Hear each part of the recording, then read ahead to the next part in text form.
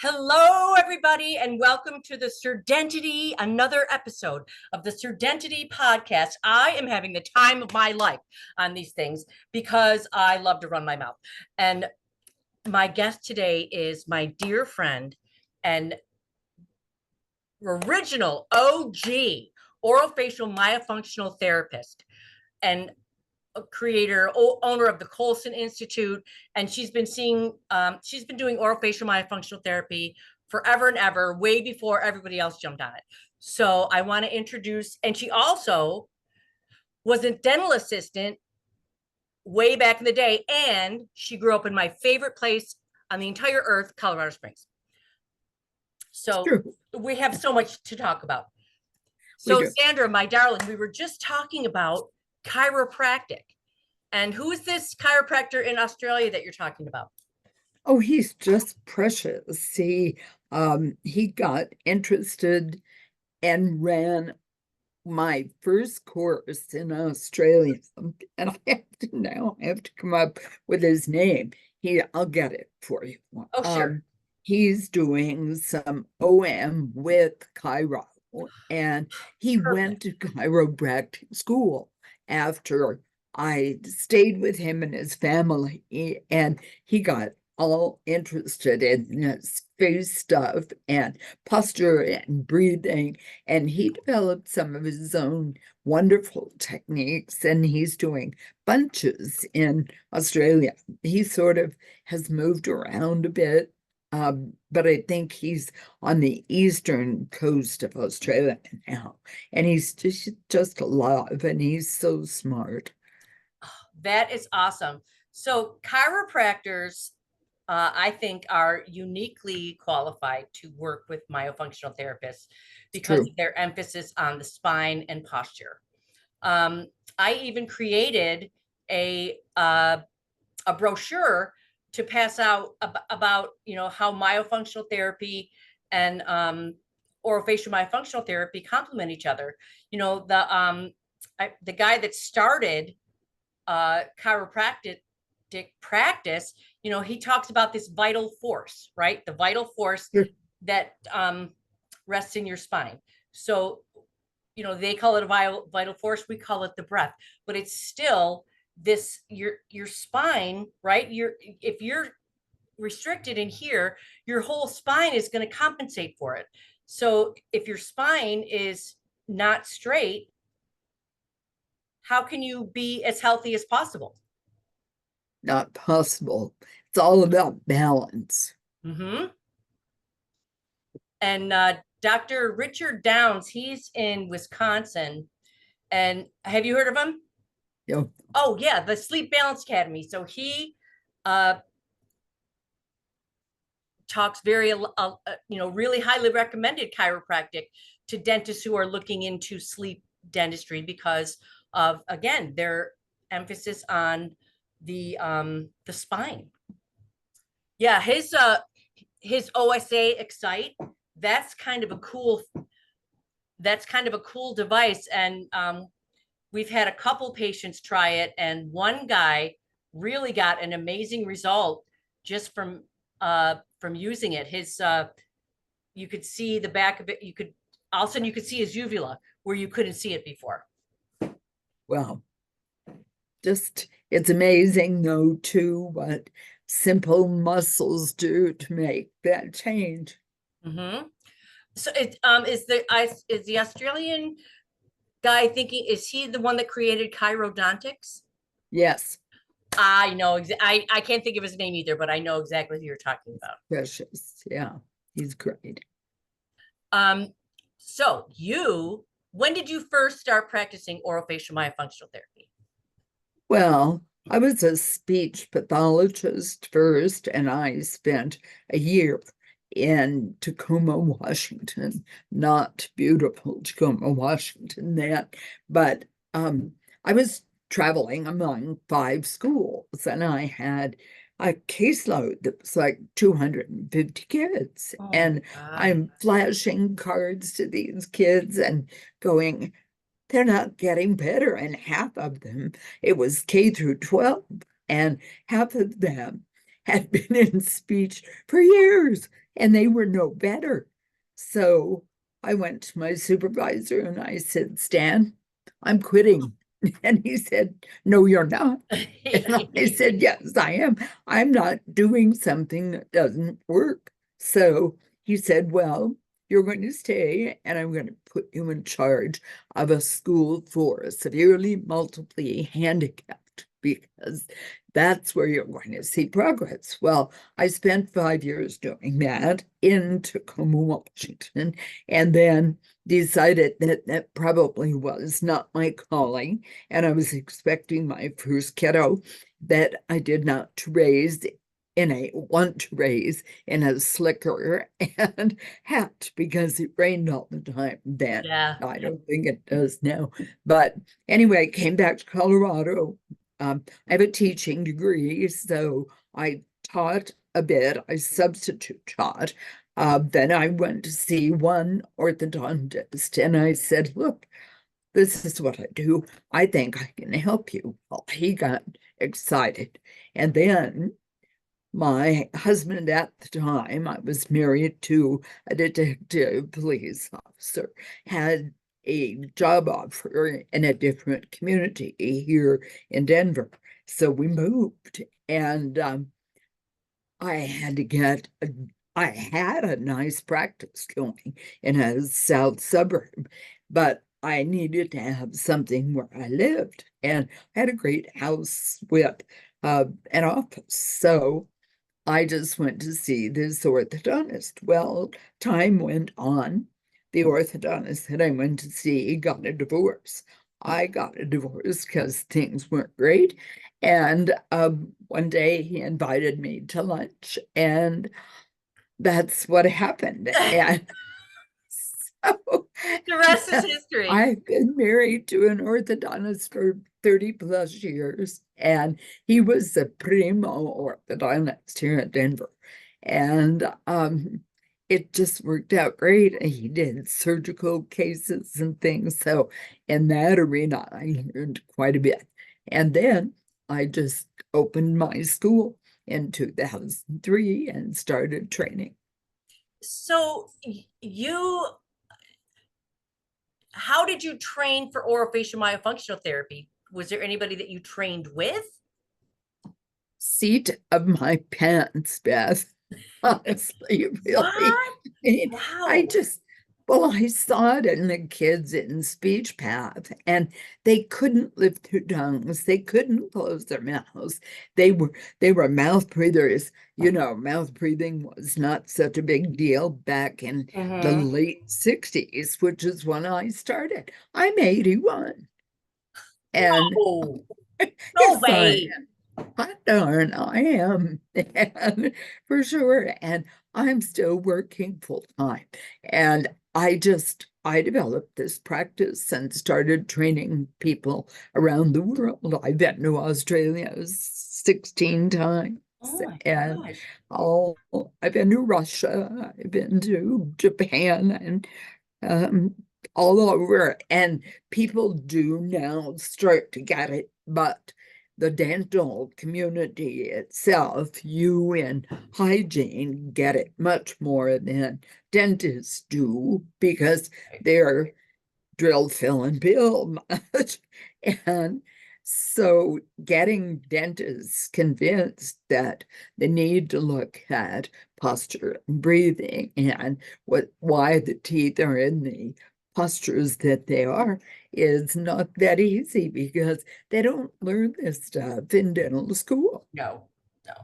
Well, I didn't learn in hygiene school. I didn't learn anything about the airway. The like it stopped at like the last molar. It was like, hello. Of And course, and airway has become like a buzz phrase, freaking marketing term. And but what dental people fail to realize is we are working in the airway, whether you think you are or not, or advertising yourself as an airway dentist, you're working in the airway. We have to be mindful of it. And I think that airway protection is the source of a lot of these patient behaviors.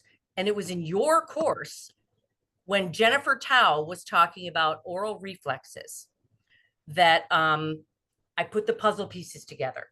It clicked. Yep, because at the time I was doing the nursing home dental hygiene, and I was working on patients whose cognitive function had really declined. They were back to like an infant brain.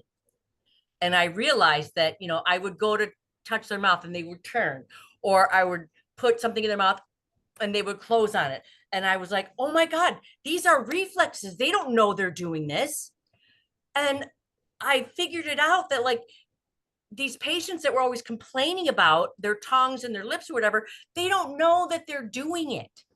No. Oh, they're totally oblivious. Yeah. And, it's just they're just and I hear these, I listen to my fellow hygienists at the office and on Facebook complaining about these uncooperative patients, but they're not uncooperative on purpose. No. Their brain is trying to protect their airway however it can. Totally.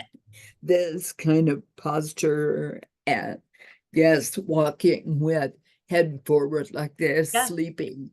Yeah. Amazing.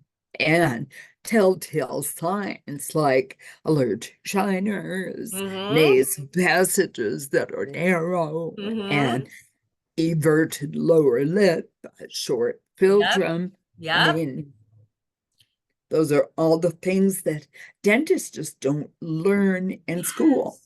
And yeah, and I didn't learn it either. And now, when I go out to get a patient in the waiting room and I look at them and they have no chin, and I'm like, okay, this person's probably a mouth breather. And when I bring them back to the chair, I watch them walk, I observe their posture. So by the time they sit down in the chair, I've already learned several things about them. True. And, the ones that, oh, I don't want any x-rays. Well, a lot of times when they don't want x-rays because they have a gag reflex or they have huge tori in the bottom of their mouth. Oh, it's just horrendous. Yes. And then, if I come at them with some sort of legalistic, I have to do this, blah, blah, blah, they're just going to argue with me. Sure. But if I say, oh, look, wow, you have these bony protrusions in the bottom of your mouth, I'll bet you hate x-rays. And they'd be like, how did you know that? I'm like, I knew a thing or two. I've been there, done that. Yeah, it makes all the difference. So that's what I'm trying to get across to my fellow professionals, that when you start to understand about oral myofunctional disorders and airway issues, you're going to be able to treat your patients a lot better. Oh, you have to look at a whole person. It's not, are they a thumb sucker? Are they a tongue thruster? Do they rest? Do they have the tongue between the teeth? Do they have an open bite? Those are all wonderful symptoms, but there's a person within that that we have to really get to. Absolutely. And, and mouth breathing, I was just talking about this with on another podcast, when he's talking about sleep apnea. And they call a moderate AHI like 20 times an hour, which is ridiculous, right? That's like every 3 minutes, you stop breathing. So all night long, your brain is going from rest and digest to fight or flight. Like, and is it any wonder then by the time the morning comes, you're still in your sympathetic nervous system. That's right. And how are we supposed to function with our higher brain, right? When our reptile brain, the primitive brain, is still firing. Truly. And their oxygen levels that are so low keep them wanting to be asleep and falling back to sleep and falling asleep in class. And teachers don't get this either. We really should be educating educators about what's happening with these kids, the wackos that we see. They're Right, trying, they're trying to keep themselves awake. right. Well, it's yeah. So a lot of these kids that are acting out, they're trying to, keep themselves awake. Wow, that's amazing. Well, people are starting to look at it and sort of understand it, not the school system so much. Well, right. But you know, Individual it educators, yeah. yeah, and not everybody goes to the dentist, or not everybody goes to a good dentist. Not all kids go to pediatric dentists, and even the pediatric dentists Oh, don't yeah, there's have plenty. food. Yeah, And it's not really their fault. They just haven't been trained right, for what to look for. right. Um, but like Kevin Boyd and Ben Moralia, all you have to do is read, just get on one of their podcasts and bam. I mean, you it's like, come on. So the Like information is smack out you there. in the face. Yeah, the information is out there. We just have to keep, people like you and me got to keep, you know, plugging away, getting that information out there because it's so important. Um, you know, not just in the dental office, but for people's lives. Oh, truly. I mean, we truly change lives. I know on my website, I get many comments that say, "You've changed my life." And that does feel great. That's certainly what we want to do, is change their lives and the trajectory of their Yes. lives. Dr. Boyd says by the time he considers like 4 year olds like geriatric, he wants to see these kids when they're toddlers and start expanding and getting these jaws to grow. And I was just talking about this yesterday with Shirley with these soft diets and bottle feeding. And when you're feeding a baby with a spoon, you're pretty much training them in a tongue thrust swallow. True. It's true. But that was like, but the Gerber, right? The Gerbers made a fortune. Oh, that was one of the most popular ads ever, wasn't it? For sure. Yeah. But I mean, look at the pacifiers. And then I'm sure you treat too, as multiple thumb and finger suckers. I've Mhm. even had toe suckers. Wow. that The that takes last some one was, flexibility. a, yeah, a 14-year-old girl. And What? I said Oh to my her, gosh. do you ever think about where your feet have been? And Wow. she And no. sat and watched TV and sucked her toe. She was quite mobile. Did she She have like the was, Ehlers-Danlos where would she have like yeah, I'm sure it the was super flexible definitely, joints? but she stopped. That's amazing. So when you were so you kind of created your program from scratch. I did, It was not handed down to you by anybody. not a soul. Wow. That's amazing. I I took, I've got an education degree and a speech path degree and certainly now a master's in health science, where it just all has fit together, but it's come together. My gosh, 54 years, I should know something. Right, right. And plus, I've had a great husband, ortho teacher that's been great. But, all the dentists that I've worked with who've been interested have also been good teachers. The tongue tie Colorado here, Hmm. Jesse Whitcoff's just awesome. And we learn from each other for Hmm. sure. Well, And that's oh, go ahead, lifelong sweetheart. Sorry. learning. Well, when you don't stop learning, you have to keep an open mind. Sure. I've created a couple of exercises myself. Oh, good. Well, just show them off. Right. So the mid tongue, right? So there's lots for the tip, there's lots for the back, but the middle tongue, I have patients go R, and then release the tongue. So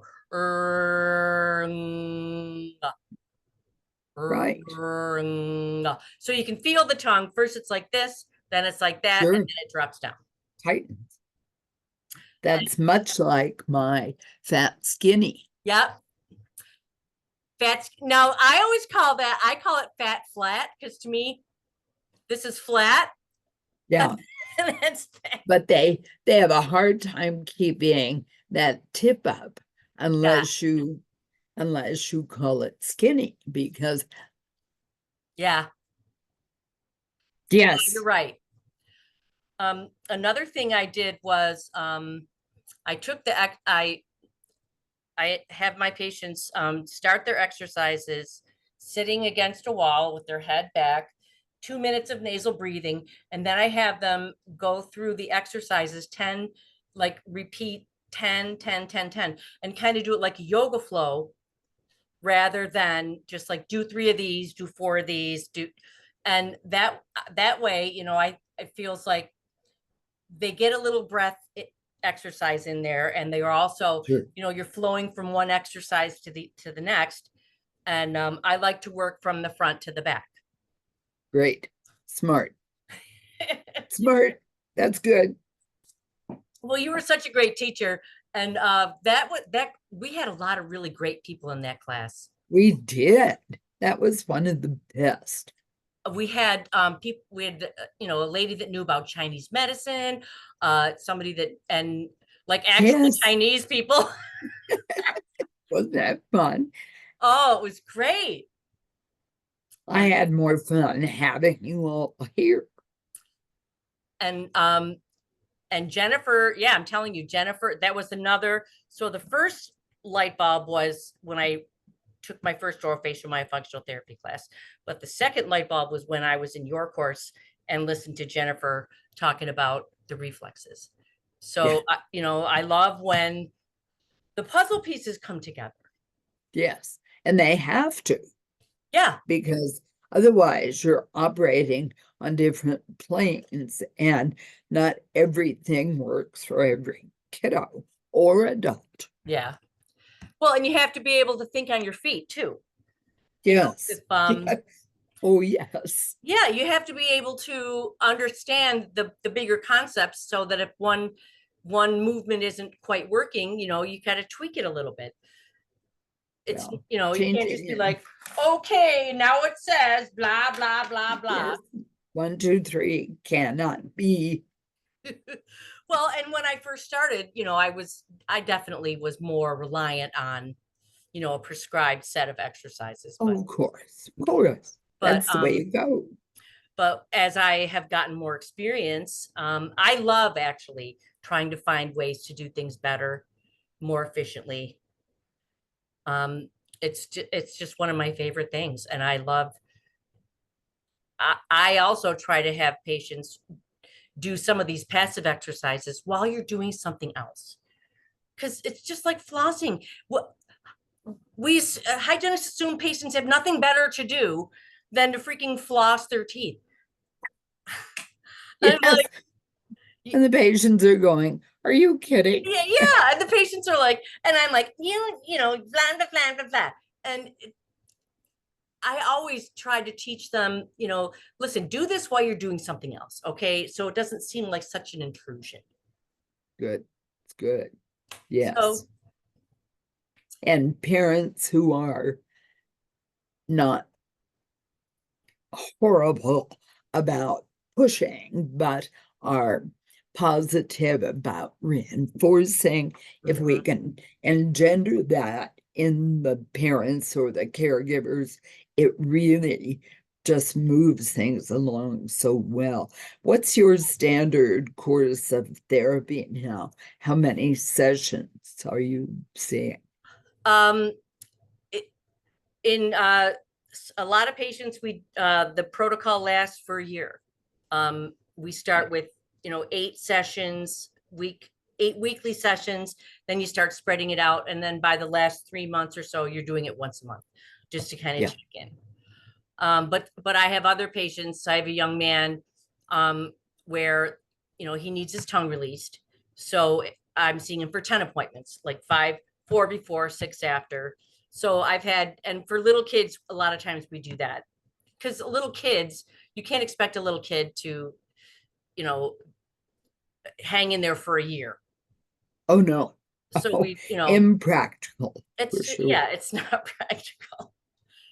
So, yeah, the, uh, the longer protocol, it's just trying to make sure that the person is, well versed in these movements, and that they're retaining it.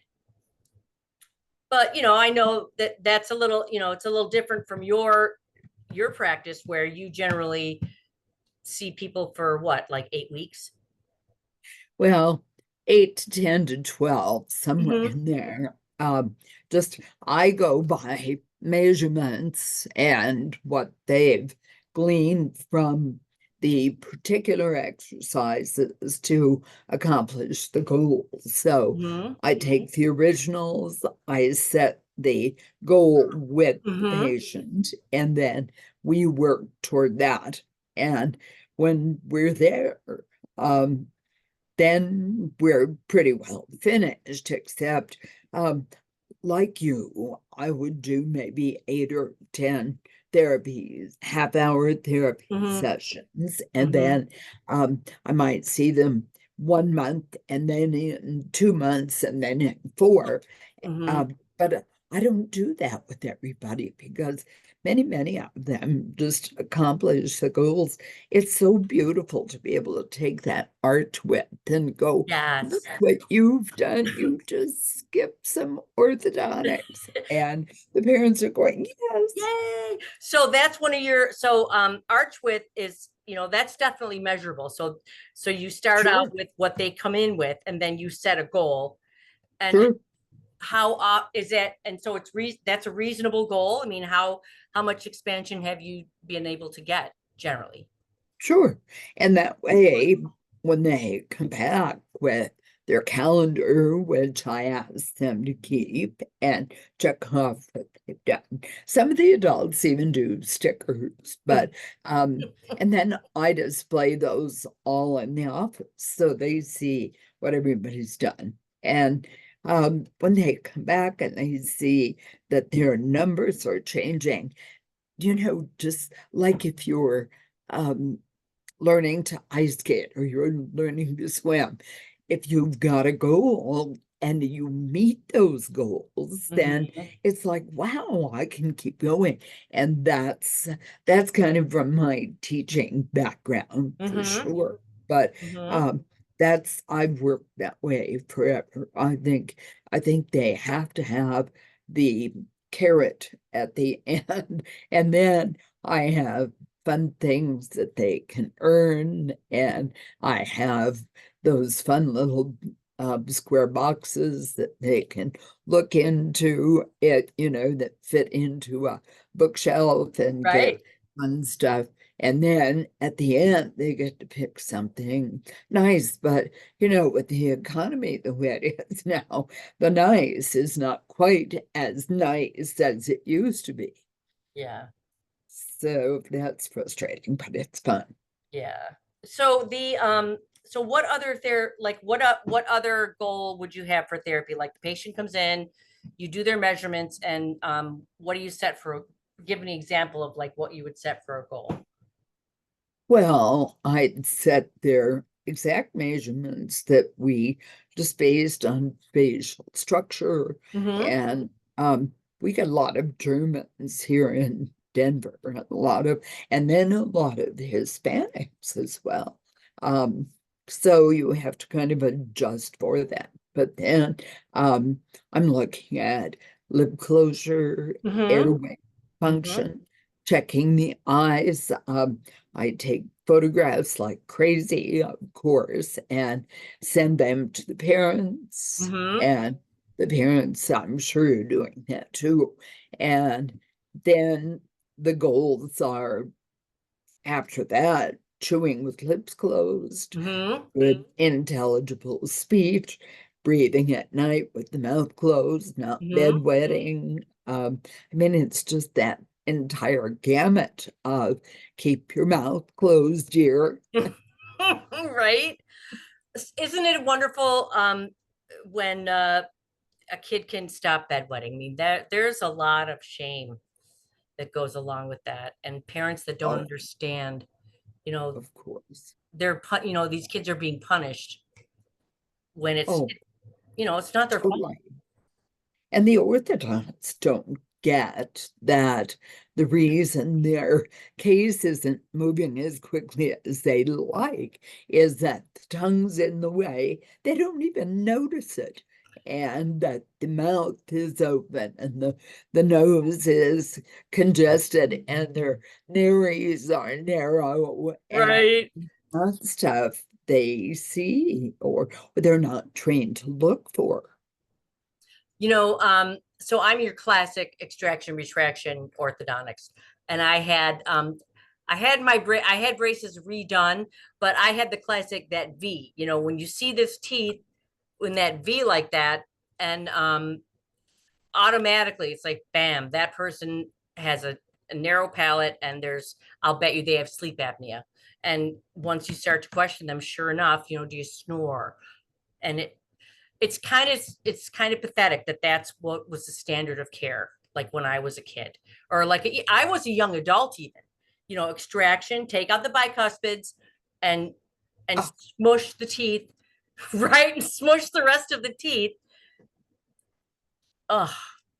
well, that's one thing that attracted me to the husband that I married to. He never took buys out. Really, He even back in the he day? did he did expansion and Wow. he was prosthodontist before he became an ortho and he taught it and he traveled the country and lectured. So he really had a concept. I mean, how I ever walked into his office and found him, I'll never know.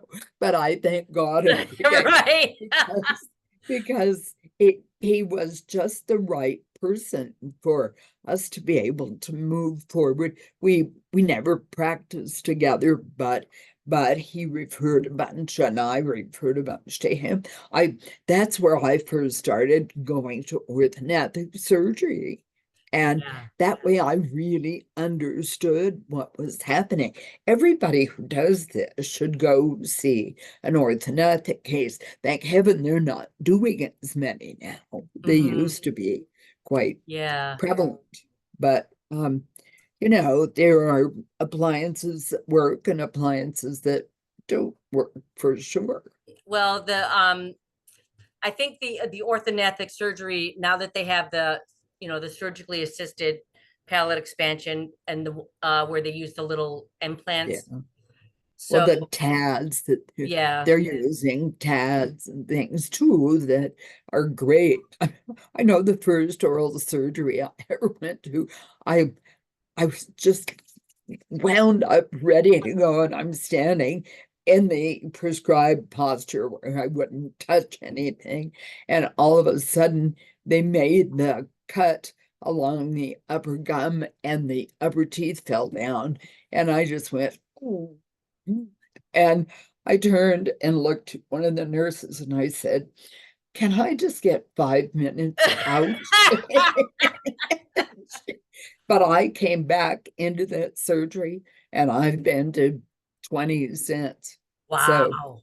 but that's quite an experience to watch those upper teeth drop and see right into the oral cavity and Hmm. right into the nasal cavity.